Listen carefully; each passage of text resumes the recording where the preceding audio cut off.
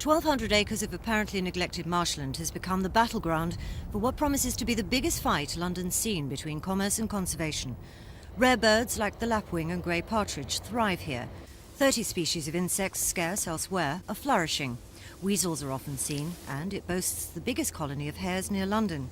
Smack on the shores of the Thames, it's one of the last areas of Thames grazing land, and that's what makes it so important.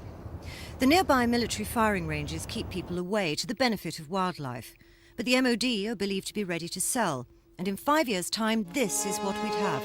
Hollywood comes to Raynham. MCA, which owns Universal Studios, want to build major film studios and a theme park. It would provide 14,500 permanent jobs, and they'd expect to bring in over 5 million people a year.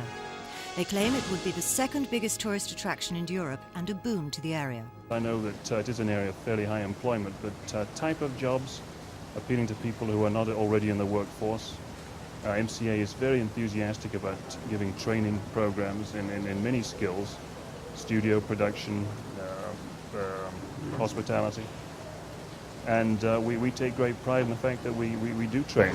They stress that they'll create a conservation area on the site. Even so, conservationists say the price is too high and wildlife would have to pay. This is probably the most important planning case that the conservation movement has had to fight in the last 20 years. There is no site for which a stronger preservation argument can be made than Raynham Marshes. MCA, who run the Yosemite National Park in America, unveiled their proposals in Essex this afternoon. They go before Havering Council next week. But the Nature Conservancy Council are calling on Chris Patton, the Environment Secretary, to intervene. So MCA know they could face a public inquiry and opposition to their scheme to start the Channel Tunnel rail link at Stratford, which would help the theme park no end, of course. But if they lose, they'll opt for a site in France, just outside Paris, and just as Disney did. Tricia Ingram's Thames News.